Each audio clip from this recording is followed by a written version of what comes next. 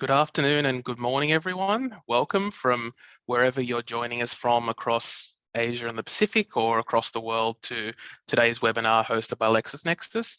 We're about to get underway. We're about to tick over to the hour, and then we've got a fantastic agenda and some fantastic panelists to speak to you on a very in-depth topic with a lot of potential discussion behind it. My name is Kieran and I am the head of content for LexisNexis Regulatory Compliance. Now, the regulatory compliance solution was born from the growing complexities and uncertainties of the regulatory landscape, locally and globally. Through our unique value proposition, we help our customers to forge a clear path to compliance. LexisNexis's content know-how sits at our core, leveraged by a global team of content SMEs and a network of legal and industry experts. Our obligation libraries, alerts, and information-driven solutions make compliance uncomplicated for GRC professionals across the world. Within our broad module portfolio, we offer a global ESG module, drawing together various international frameworks to present best practice for sequencing your reporting framework. Now, today's topic is managing ESG risks for better business outcomes. Now, as a drastic oversimplification, ESG is a three-letter acronym generating a seemingly endless amount of discussion, debate, and reform between and amongst businesses, sectors, and countries. It has become a core element into how businesses strategize and assess commercial performance, how they report, and how they execute their risk management framework. It overlays the expectations placed by stakeholders, which in and of itself is a broad category, on how a business undertakes its activities. But how can such a complex and multifaceted acronym be categorized in terms of its risks? How can those different letters be assessed and put into practice? And how can its risk and value be quantified in scoring and reporting? These are very complex questions to unpack, but fortunately, we are joined today by three eminent subject matter experts to share their insights and experience.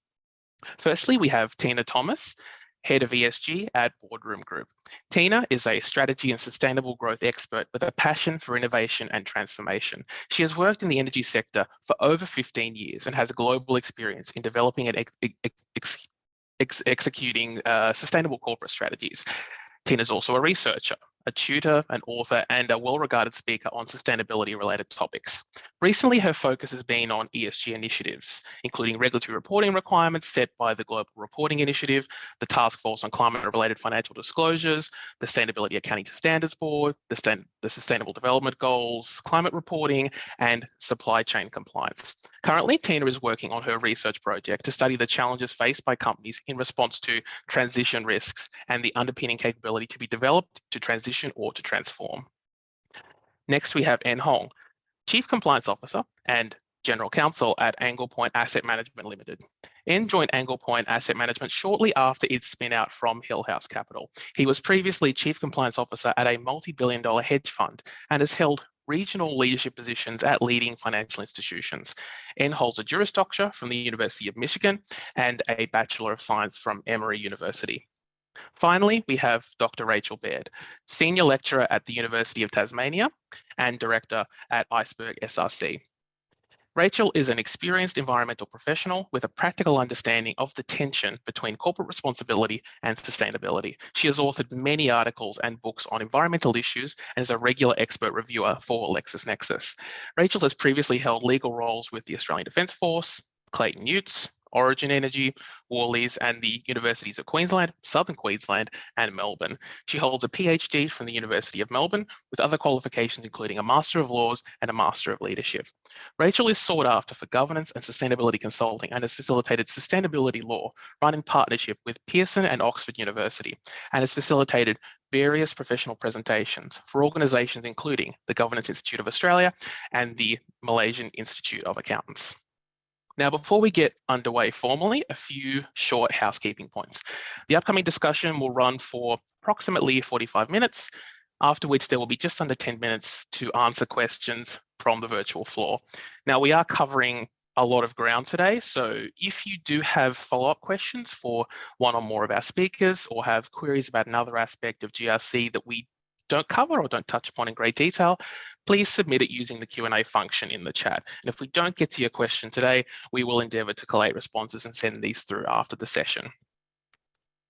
Now, to get the discussion underway, the first thing I'd like to talk about is how to categorize ESG risks, how to put things into the correct categories from a risk management perspective. And Tina, I'd like to start with you to kick off this part of the discussion.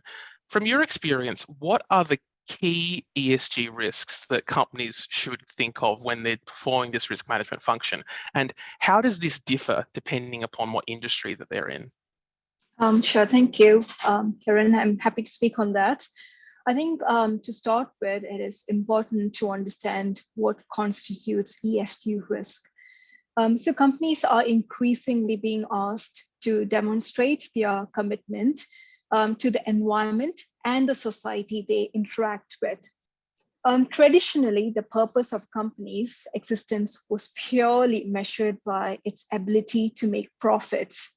But as you know, now there's a huge shift in that the companies are no longer questioned on their profits, but also how they manage the nature's resources and how they create value for the communities around them, and also how they are governed. So this means that the companies are measured by their performance, not just on the profit, but also on the pillars against E, S, and G. What does that mean? That means that now that they're measured under the three pillars, E, S, and G, now they're also exposed to the risk of underperformance under these three pillars, E, S, and G. So, but this risk exposure is not the same for all companies in different industries. Now, it really varies depending on the nature and the type of industry. For example, an oil and gas industry, as you know, an oil and gas industry is highly exposed to carbon emissions. So their exposure to the E risk, and also being a very labor intensive industry, the S part of the pillar as well, S risk, is much more than a professional services company. So it is really important to understand what is the company's impact on the environmental and the social part, and also how the environment and the social part impacts the communities at the time you conduct a risk assessment. Now, if you look at the Global Risk Report 2023 by World Economic Forum, the top risks are all environmental related risk. And the three top risks: extreme weather events, failure to mitigate climate change, and loss of biodiversity. So now what are governments and regulators doing about it? Now they're enforcing companies to take action to manage these risks. So businesses have to be ready to understand how these risks impact them and how they impact back as well. Now, looking at the top three, the climate is the most important, as you have also probably heard many times. The climate risk is the most important, you said, facing everyone, and also businesses have to start responding to it. Now, climate risk can be broadly categorized into two types. One is the physical risk, and the second is the transition risk. Now, physical risks are risks impacting businesses due to climate events, such as wildfires, storms, floods, etc. And the transition risks are the risks that's impacting businesses because of a change in policy from a very high carbon intensive economy to a low carbon economy. So as it suggests, you can imagine carbon intensive companies or carbon intensive sectors, fossil fuel industry, they face a huge transition risk, because the business models that made them successful in the previous economy, the high carbon economy, may no longer be fit for purpose in the low carbon economy. So to conclude, companies should understand what is their impact to the environment and the society, and also take stock of their governance practices in order to manage their ESG risks. Thank you so much, Tina. I really like the emphasis on the environment and the societal impacts, because it really brings together that concept of the who the stakeholders are in ESG, and they're two very big parts of the stakeholder perspective, but they're not the only stakeholders. And I might pass to you for this from your perspective in terms of what's been your experience with how investors as a stakeholder, how do they categorize or look at ESG risks for company and portfolio targets, and what are the main considerations in the process from your perspective? Thanks, Kieran. Thanks, Tina. So just to start off, a bit of context, we are not a ESG or green investor. So we don't have a mandate to invest into ESG or green companies. We're not a green fund, to put it out there. But we do heavily invest into the clean energy and the clean and the advanced manufacturing and renewable sectors because, frankly, it's good business. And so from our perspective, we're more, I guess, we're more the clear-eyed pragmatists of the panel today. So we are stakeholders of companies. We're one of the, I guess, various stakeholders that companies have to think about when they operate. Their employees, the government, their customers, and then finally there's us, right, as the investors, as the capital allocators. So the way we look at ESG, and I think the way to break that down is one. We also have our own stakeholders to consider, and those are, right, we are a regulated company. We have the government, the regulators that impose ESG and climate standards upon us as a regulated entity, and then we also have our own investors, right? We have our customers, our clients. Those are the funds and the investors that we act as fiduciaries for, that entrust their capital to us to make good on that capital. And so, first, from our stakeholders' perspective, we are subject to, right, the local regulatory requirements, which are generally disclosure-based, right? We need to calculate our carbon exposures across our portfolio, and we disclose those, and then we ensure that our investors and our regulators are aware of how that looks, and that's primarily just a disclosure-based activity. The second one is, what do our allocators, what do our investors want from an ESG perspective, knowing that, right, they're not investing into an ESG fund. And we do notice an increased focus on ESG, particularly on climate, in the past years, where before you would very rarely hear investors, these are kind of global institutional, pensions, endowments, et cetera, talk about ESG. But now almost routinely, we will get calls. They want to understand our climate risk policy. They want to understand our sustainability approach.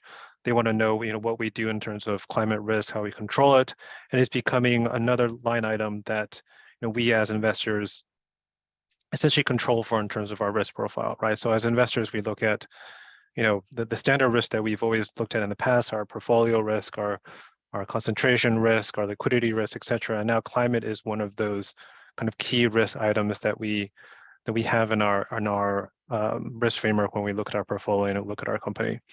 And then at another level, a number of allocators, they have specific mandates where they say, we cannot invest into any company that produces coal, right? Or it gets that gets a majority of their profits from coal, or we will not invest into any company that produces tobacco or firearms or other things. So investors themselves, they have very specific mandates because of whom they are. For example, if it's a hospital endowment or a hospital pension, then obviously they may say, we not only is our mandate to maximize the returns for our pensioners or the endowment, we also cannot do it through ways that are adverse to our values, right? So a hospital probably doesn't want to, make returns from investing into tobacco companies, for example. So those are the ways that we look at ESG from a stakeholder, from our own, stakeholder perspective. So I'll just pause here.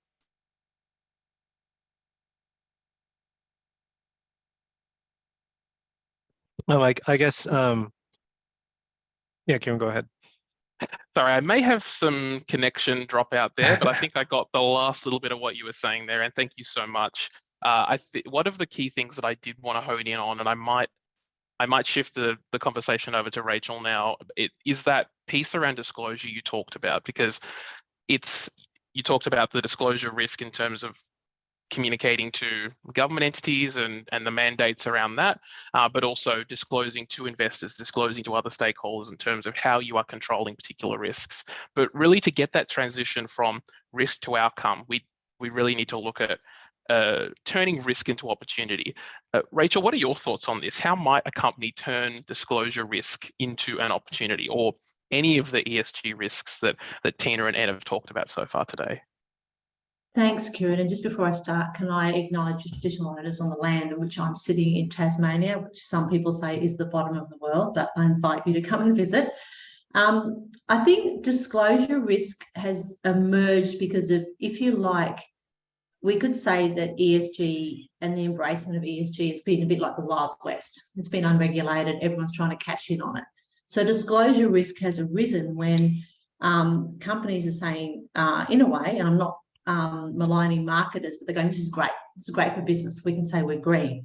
And to give you a couple of examples, in Europe, the European Commission found there's over 200 different green labels being used, and they're looking at a taxonomy. And bringing closer to home in Australia, the ACCC, which is our Consumer and Competition Commission, did an audit of industries in Australia and found about 250 business websites. More than 50% of those had unsubstantiated or vague claims. So this risk arises out of making disclosures that are not substantiated. You know, and ASIC in Australia has issued its first prosecution against a superannuation company. And as a result, we've seen some other flow-on effects that we might talk about later. And the UK and the US, their regulators are taking action for unsubstantiated claims. So these are these disclosure risks.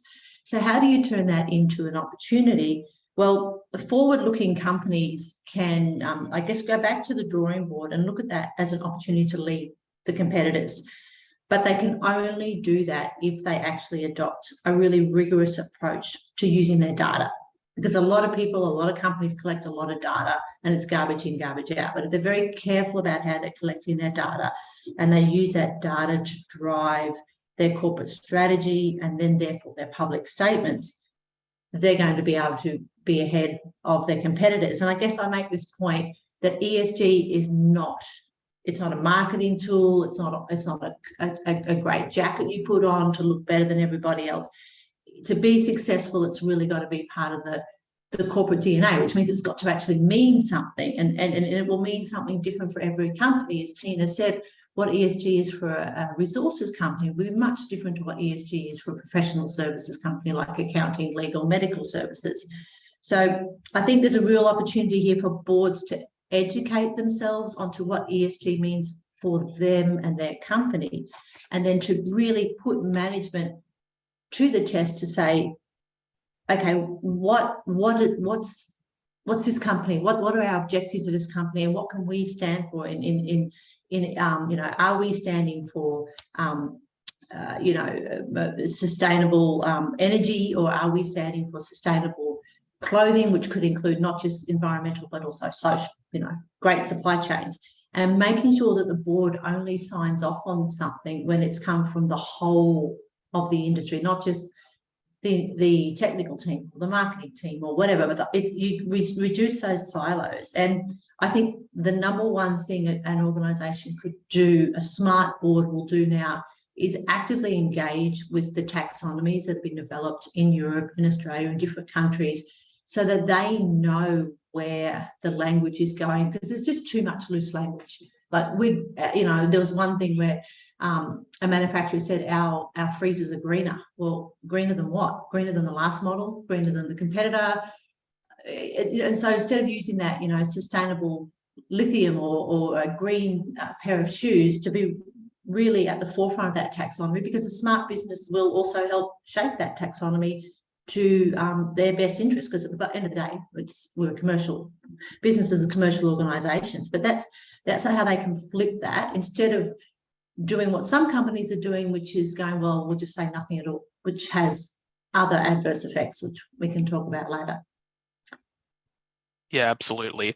And I think the key aspect that you think you've started to unpack there, Rachel, is really that the element of different industries, ESG is going to mean something different for different industries, and the balance on the weighting between those different letters in ESG, that's also going to be different depending upon different industries, who your stakeholders are, what all those risk factors are that we've identified, how we categorize them. So we've categorized them, then we need to assess them, and how we assess them in terms of that risk management framework is going to depend upon all those various factors, and it's not an easy exercise. There's a lot of uncertainty with that. But Rachel, I might stay with you on this, because I think we might need to take a step back and really just go back to basics on what is ESG, what does it actually mean, and where does it come from, and why is there this uncertainty around, why is this tension between taxonomy and fluff? Why do we have this level of tension? And should we be separating it out? Should we be separating it out into, individual elements rather than it being all squashed together? Yeah, it's a really good question, and I think if I had, an answer for every board director who asked me that, I'd probably be a lot richer than I am right now. But if you look back, and it's accepted that back in 2004, the UN released a report called "Who Cares Wins," and it was an agreement. They came together with some of the world's largest banks, and it was all about having a stronger global financial markets. That's what it was about. So it came from that investment sort of drive, and they agreed and made a statement that said what was needed for stronger and more resilient financial markets was better inclusion of environmental, social, and governance factors, so not just financial factors. And then somewhere along the line, these factors were sort of like smashed together because they weren't actually ever defined. There was just examples given by the UN as to what might be in there in 2004. And that would be a better approach than just being guided only by financial factors. But at the same time, we also had this awareness about climate change, and we had the Kyoto Protocol in 2012, and then the Paris Agreement of 2015, and the various IPCC reports in Glasgow last year, no, 2021. And that was also sort of smashed together, and we've had climate change really being a large component of ESG, but then it's this beast that can't really be defined. And for example, if you just take the social pillar, it could mean employee working conditions, it could mean health and safety, it could mean diversity and inclusion, it could be human rights and modern slavery, or supply chains, or data protection, or community engagement, or Indigenous employment. There's so many different things to unpack in that. And so that's why I guess it causes a lot of confusion, and then can be thrown up by directors and C-suite to saying it's still too hard because it's such a broad term. And it's not a great benchmark, but it is what we have, and we have to live with it. So I think, is there a case for separating them? Potentially, that again will take time. So for now, it's working with what you've got and taking that risk and going on the front foot and going, well, this is what it means for this business. This is what because often businesses look at the risk to the business of environmental, social, or governance issues. But they could also look at the risk that the business has to environmental and social and governance issues. So defining those very tightly, because you know your business better than anyone else, and saying that's the scope of the risks. That's what ESG means to our business will help with the definition. Yeah, I think that's a really good point to end on. Oh, sorry, Anne, go ahead. Yeah, I thought that was really interesting. I was wondering if I could just a quick response to what Dr. Baird is saying is, the alternative perspective that we have as investors is, and of course the hedge fund people are saying this, but the beauty of capitalism is a lot of these, factors, ESG and other things, can be boiled down to one, kind of very simple number, which is the share price of your company, right? And that, unfortunately or fortunately, is kind of the overwhelming driving factor behind, executive compensation, behind board compositions, right? If shareholders are unhappy with their share price, they're going to replace the board. If we're unhappy with the share price, we're going to agitate and either, not invest into you, or we're going to, if we think you're going the wrong way, we're going to, short your company, or, that's the levers that we push as investors. And so, again, we are not an ESG investor, but in so much that ESG matters to us, it matters to us as investors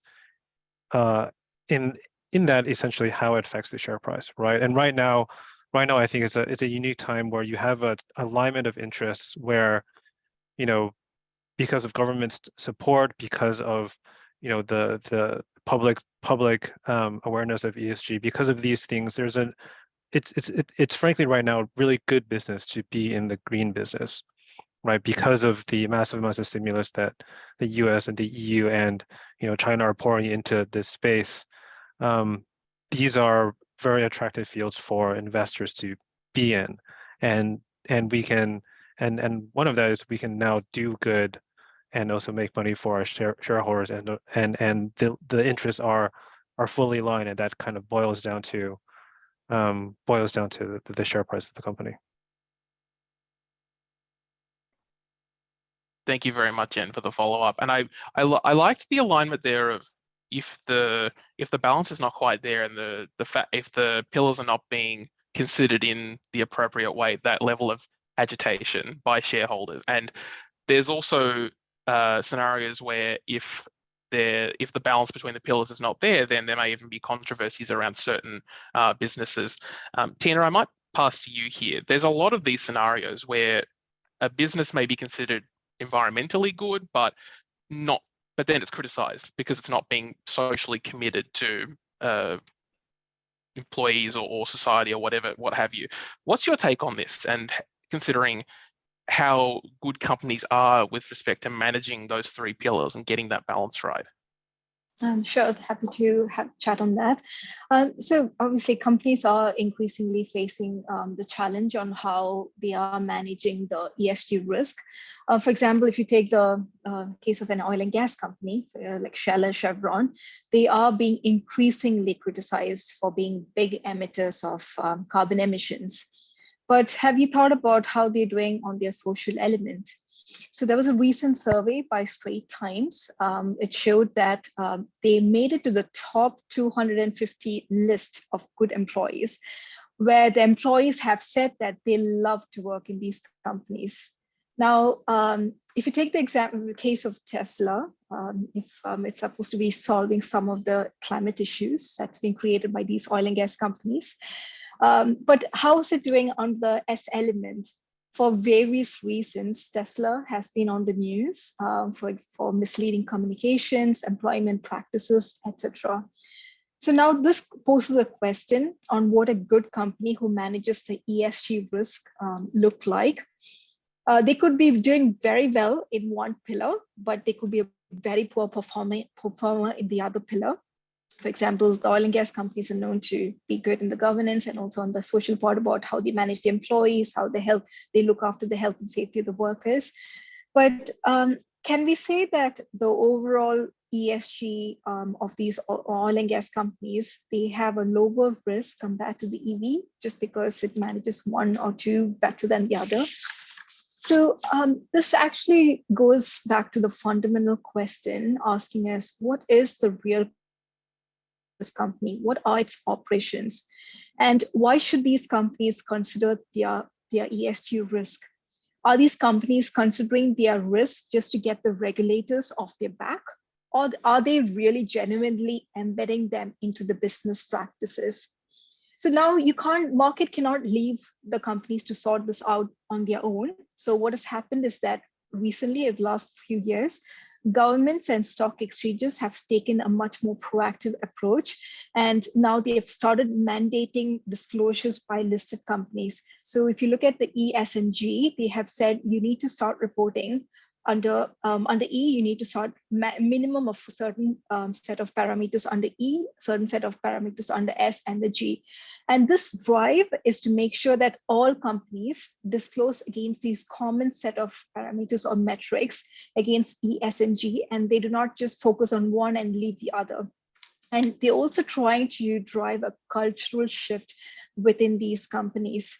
So one of the ways they try to do this cultural shift is that, okay, now companies, you have started reporting under these metrics. You have your ESG data. What are you doing about them? So now companies are mandated to set KPIs and targets, and also demonstrate how they're managing this, not just from a management point of view. Also, they've mandated the board to take responsibility to manage this ESG risk within their corporates. So this is one aspect of driving the cultural shift within these organizations to take on ESG risk, not just for namesake, but also to start embedding this into their operations and business strategy. Pause here, Karen. I think that there's a lot of really interesting elements to play with there in terms of, okay, you've said you're doing something, how do you actually implement it? Here's your KPIs, here's your targets you have to hit, but then embedding it, making sure there's that cultural shift so that it's embedded into the operations of the business, what employees consider to be important, what the values are of the organization.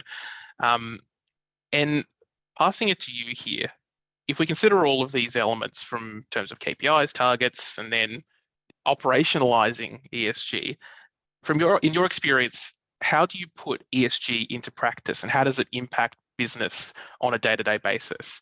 And then similar to that, how do your stakeholders and how does that stakeholder framework, how do they, what role do they play in terms of that assessment and the implementation process? Yeah, perhaps let me maybe say something just to continue what Tina's point and then the previous point, and then I'll get to how we as a company implement ESG. I guess again on the beauty that everything boils down to the share price is that all of these factors, E, S, and G, right? And environment is probably now has kind of boiled down to essentially climate change and your climate change risk. But in the past, right, it could be reflected in the form of your essentially your litigation risk in terms of if you're a massive polluter or you dump chemicals into the environment, et cetera. You have a massive amount of litigation risk, and that litigation risk and that risk negatively impacts your share price. If you get sued by massive amount of people, you're in a class action, that negatively impacts your share price. On the S part of how well you treat your employees, if you can attract in the end, that's important insofar as you're able to attract and maintain the best talent and to maintain your competitiveness in the industry. So if you treat your employees poorly, but for whatever reason they still want to come work for you, then you're doing something right on some level. But if you treat, if you can treat your employees great, but you can't retain them, there's something you're doing wrong. So a business just in terms of needing to operate needs to have that kind of, I guess, the worker standard in mind insofar as how competitive it is and how well it can continue to operate and again drive the share price of that company. And then G, right? G is kind of the easiest one for us as fundamental investors, is that we have always looked at how well a company governs itself, right? How is it a well managed company? Do they have good governance, and do they have checks and balances? And good governance, in the end, the intent is to protect shareholders from malfeasance by management or from other stakeholders, and to ensure that the company again operates stream and protects the share price again. And so I think all of these things, even though they sound complicated, in the end, there's an easy analysis essentially, right? The incentives are that in our capitalist society is that these things that are important to society can be reflected in the price of a company, and that's what we care about a lot as investors. And then from how we implement it ourselves, as I mentioned, our stakeholders are pushing us to have more ESG in our framework, and as investors, we are treating it, and I think I mentioned this a little bit earlier, we're treating it as another risk of the business that we have to manage among the many risks that we juggle as a regulated fund, right? So we have our regulatory risk, we have our legal risk, we have our reputational risk, we have our conduct risks of our employees, we have all of these risks, and now I wouldn't say ESG is a risk, but climate is the newer risk, right? Because kind of S and G have always been risks that we think about. The governance risk, how we govern ourselves as a business, has always been something that we think about carefully. Climate is the new one, right? Climate is something that nobody really talked about until very recently, and now we, because our stakeholders ask us to, because our investors, our regulators ask us to, now we do look at climate, right? We look at how we as an entity are emitting. Thankfully, it's just, for us, it's easy. The only way we emit is when our employees travel, because we just produce bits and numbers and and we push buttons on computers. But our portfolio companies, we also look at very carefully, right? We look at their disclosed CO2 numbers. We factor that into our risk reports. Never used to have a climate item, and now we look at it on the kind of the same level as we look at the liquidity risk of a portfolio or the concentration risk of our portfolio. We look at the portfolio weighted carbon, and we look at how it's comparing against our benchmarks and how we are. Is it going up? Is it going down? What are the companies that we have that are contributing to it? Just as we would look at, say, liquidity risk. How's our liquidity risk in our portfolio? Is it within our bands? Is it going up? Is it going down? Which companies are negatively impacting that liquidity risk? And so it's kind of surprising how it's just become kind of almost business as usual for us just to incorporate climate as something that we need to think about. And I don't think that's going to change. That's something that will continue in terms of it being business as usual for really any company, regardless of whether you have a share price or not, regardless of who your stakeholders are. It really should be business as usual and getting that balance right. Now, all of you have talked in different ways about quantifying that risk and quantifying what the outcome should be for the business. And we've talked a bit about the application in terms of measuring from scoring, metrics, reporting. But there still seems to be that inherent uncertainty here around getting that balance right. Rachel, I might pass to you again. Based upon your experience and what you've heard from the discussion today, do you feel like ESG is actually well understood? And if not, what does this say about how we approach scoring and metrics? What does it say about that? Thanks, Kieran. And my short answer is no. And I've seen that in practice. It's not well understood.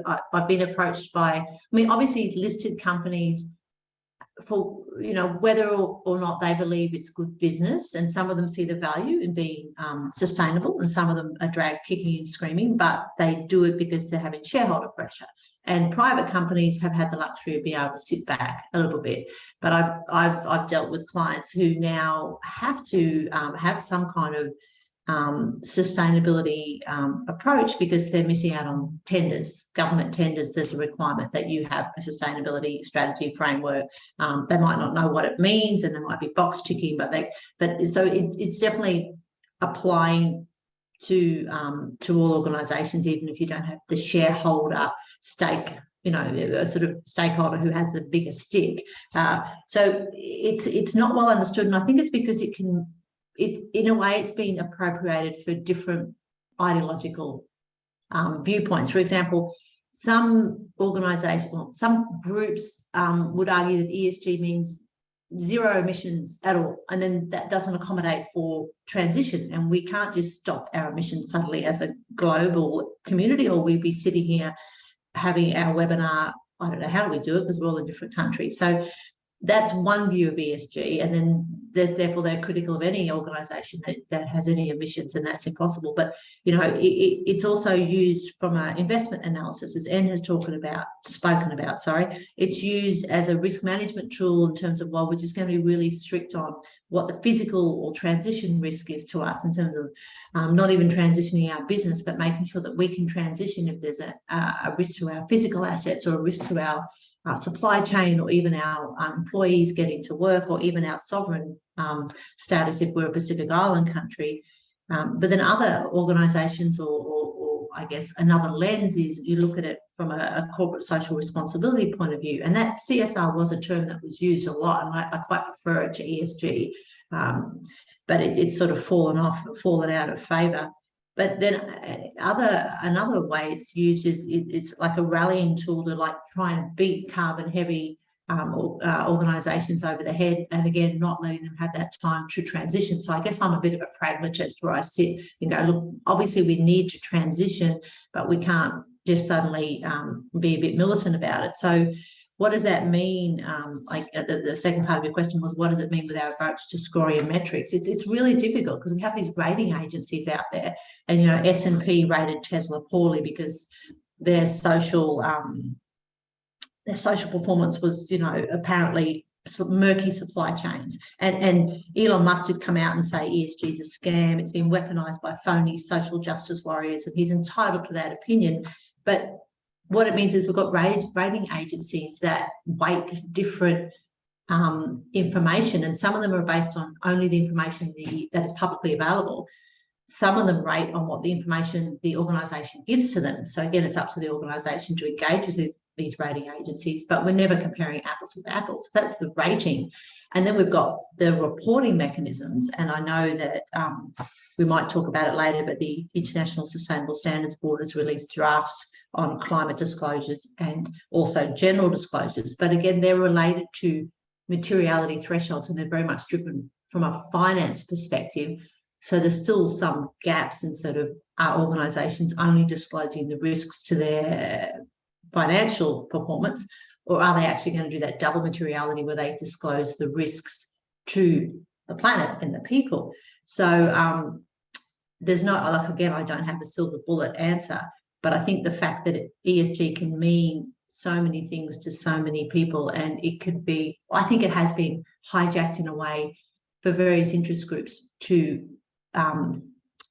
you know, argue whatever their viewpoint is, and every point it has its various merits, but it ends up with the fact that we've got a bit of a dog's breakfast in terms of how do we measure performance. And, you know, you can take the view that N did, which is, well, we're just going to look at financial performance, and we're going to, and it makes sense to do things in a certain way, but business will make more money if it takes climate change risk into account. And I don't argue with that at all.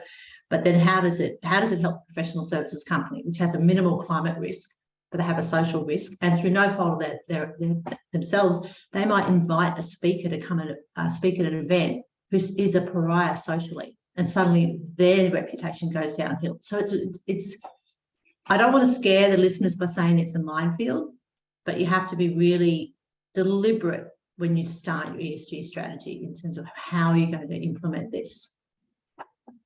I'll stop talking. I feel like I've been talking for a while. No. I think that certainly it's worth. This is the pragmatist view. It's not.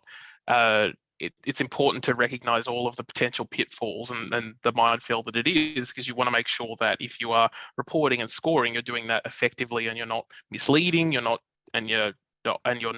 presenting information in a misleading way. And ultimately, that does come down to, you know, how should businesses be scored on ESG risks? And Tina, I might pass to you for this. What's your view on scoring ESG risks?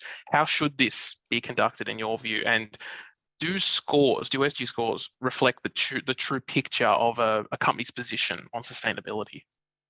Sure. Thanks, Varun. It is quite interesting actually to see how companies are being considered as being good and not being good. And there's so many controversies, as Dr. Karen, Dr. Bird has actually said about, different companies scored in different way, Tesla being scored poorly compared to an oil and gas company. So there was a lot of controversies on ESG scoring and whether it is a true picture of their ESG management and performance. So I just want to list out a few of the challenges with this ESG scoring before I get to the solution point. One of the biggest challenges is that there are different rating agencies, as you're aware, and all of these different rating agencies use different methodologies to measure the ESG performance of the companies. So you can see that the each of the rating agencies have their own way of assessing what good looks like. And if you look at the different scores of a company by these agencies, you can see a positive correlation between these scores, but this positive correlation is really weakly positive correlated. In an ideal situation, it has to be completely correlated because there's only one source of truth. In addition to this issue, the other issue is that there's no standardization on ESG data that is available from companies. One of the issues is that there are so many different frameworks available, and the other issue is that up till now, especially in this part of the world, and up to now, it was actually at the discretion of the companies to report on what they want to report. So there was no mandatory requirement on what each company had to report. So companies felt that, okay, I just want to report on these factors, and it's not, whereas another company in the same industry might be reporting much more exhaustively. So you can imagine when a rating agency looks at company A and company B, who's been reporting on different levels, how they would actually be scored on this ESG data maturity. So that makes it even more challenging to have that level of consistency across companies. So now I was talking about companies in this particular region, but you can imagine companies in the same industry, but across different regions. Well, it's even more challenging to kind of rate them at a standardized level. The other issue is that can we actually combine the E, S, and G score to have an overall ESG score? Or should companies be assessed separately on the E and S and G to give a real picture of the company's positioning and how the companies are managing this E, S, and G risk? So now all of these issues have actually posed a challenge to the companies. Now they are even more confused on what they need to disclose and how to disclose. So very often I get asked this question by our clients, what does good look like? I want to have a good ESG score. Why? Because it gives me good access to financial investors. It gives me access to lower cost of capital. So I really want to understand what that good looks like.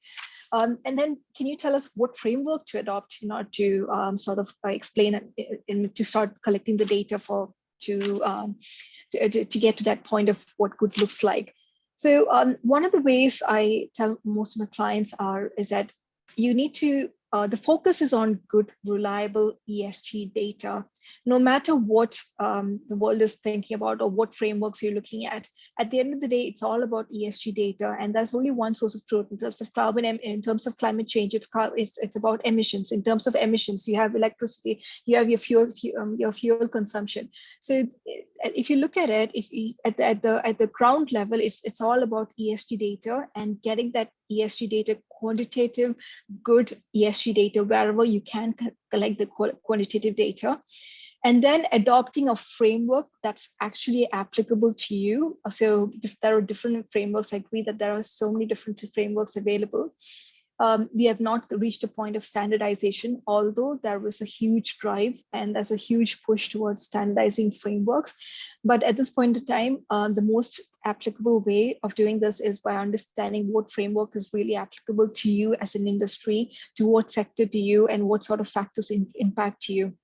For example, if you're a carbon intensive company, you have to start thinking about TCFD, and that is a good way to start, especially it gives you some credibility on demonstrating what good looks like, having that TCFD framework. The other element is understanding what is really material to you. So if you look at the ESG frameworks, different ESG frameworks, you can see at least 100 odd topics under these ESG, different the pillars of ES, S, and G. But all of these different factors don't impact you equally. So the most important thing is understanding what really impacts you as a business, and once you understand what are the key topics, maybe 10 to 15 topics that really the business, sort of setting objectives and KPIs to start measuring and managing these KPIs. So these are all really good practices to have, and you could disclose this, the good efforts that you take as a business. If you're a listed company, you have to disclose it through a sustained report. If not, even if you're a private company, you might want to have a reporting in your website to demonstrate what you're doing as a business.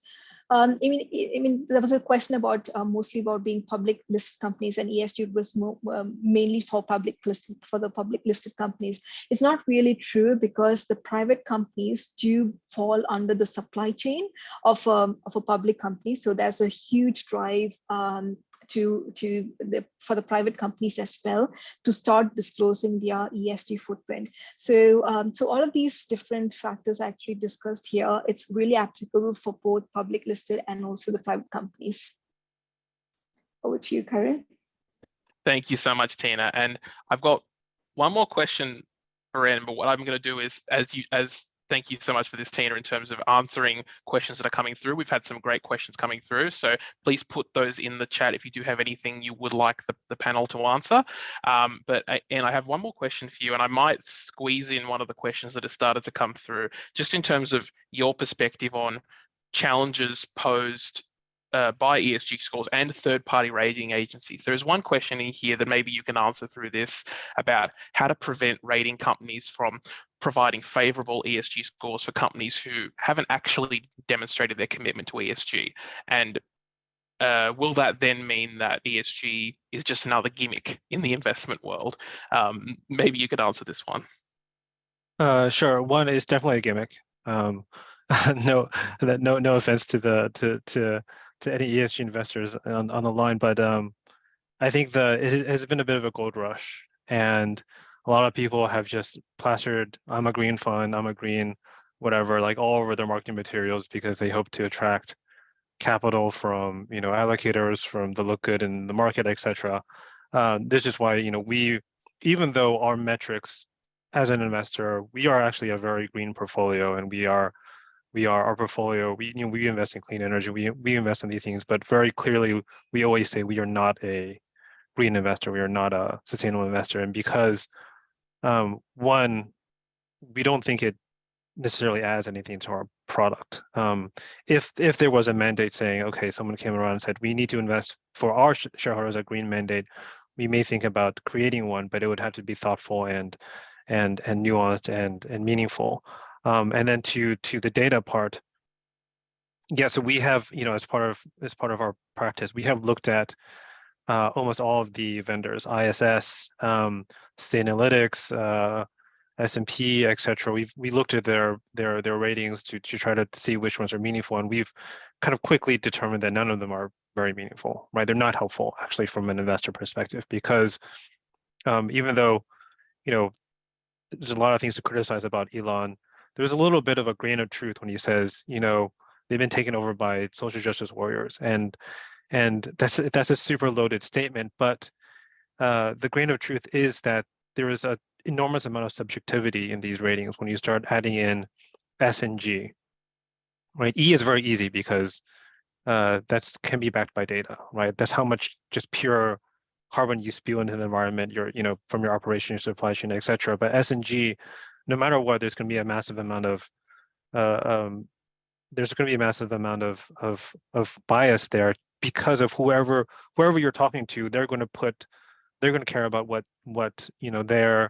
their incentives are to care about. So if you ask ISS, which is the largest shareholder, proxy shareholder, and they tell shareholders how to vote their proxies, they're going to care a lot about shareholder rights. So they're going to give Tesla an F, because doesn't seem like Elon cares at all about shareholder rights, and a number of other companies, dual class shareholding, other things, they don't care that much about shareholder rights, and so that impacts their score. But for us, we find it not useful as an investor, because one, as a fundamental investor at least, we should know our portfolio companies better than any rating agency would, right?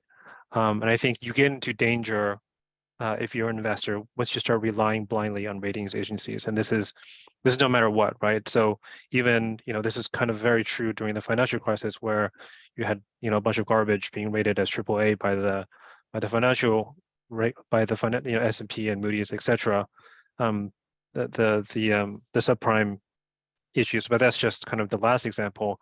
In this example, it's very dangerous, I guess, from a climate perspective. If you're just like, oh, I'm a green fund, I'm just going to invest into all of these companies that someone tells me you're all A or A plus, from an ESG perspective, because in the end, you're not doing your job as an investor, right? You're not doing your due diligence. You're not digging into the companies as much as you could if you just rely on a third party to do so. And there's no reason why someone should pay us our very high fees, to just look at a third party provider and say, okay, they gave it A plus, so it's green. I mean, we need to do our work to understand a company and to understand, what matters to us as investors, and what does it really mean if they have good governance? What does it mean if they have, good a good social score, right?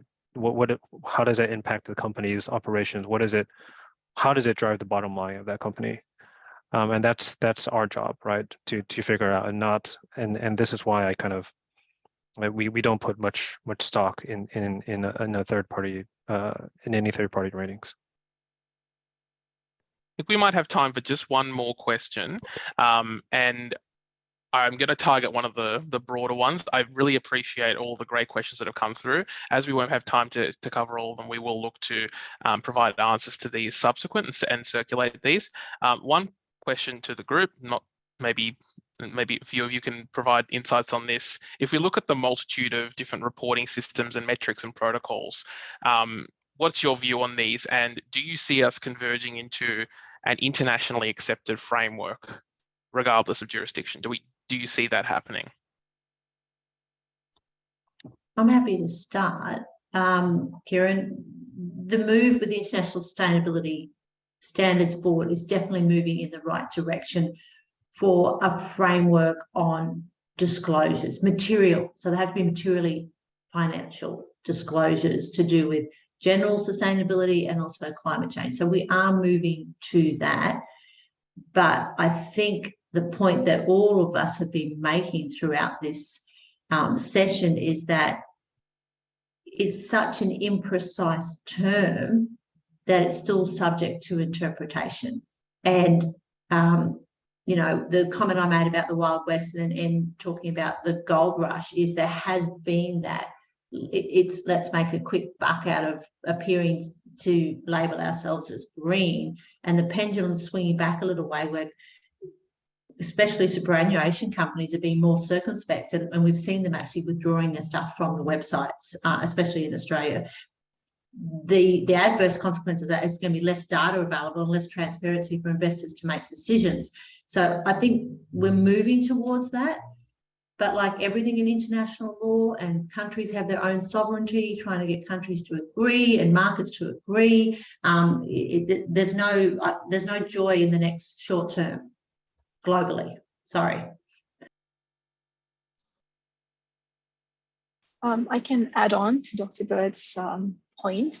As much as you can see that there is a drive towards standardization, but as Dr. Bird said, it is a challenge because the different frameworks have different, they come from different intentions of what reporting should look like. For example, GRI is, if you look at GRI, it's more like a company reporting inside out.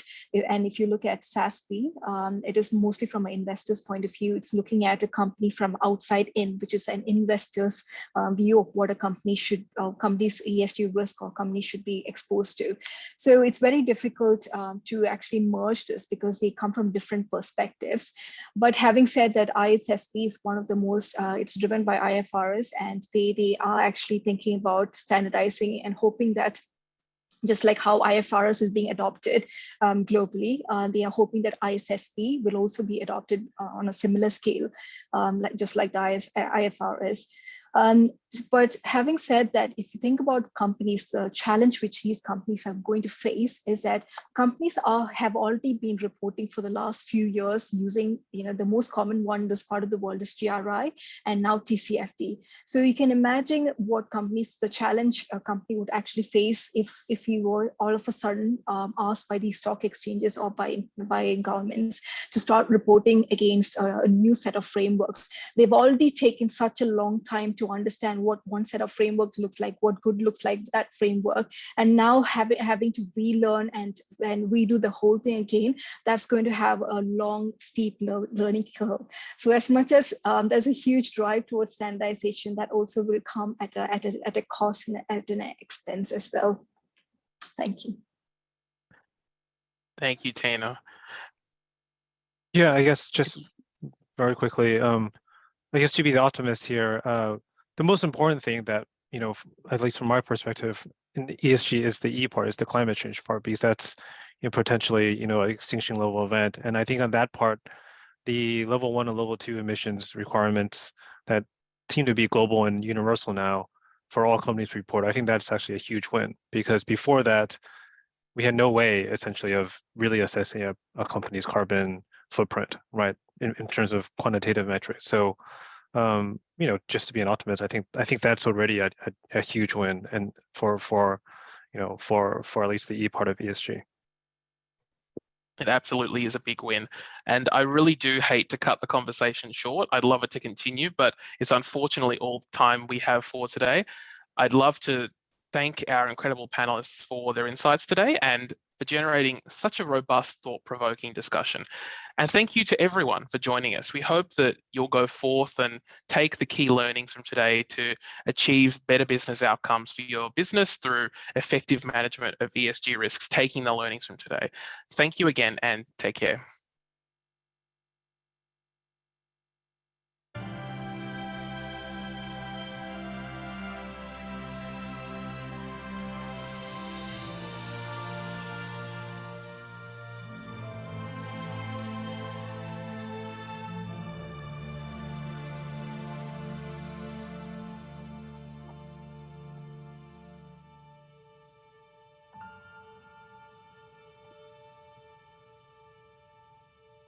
Take it we're offline now, aren't we?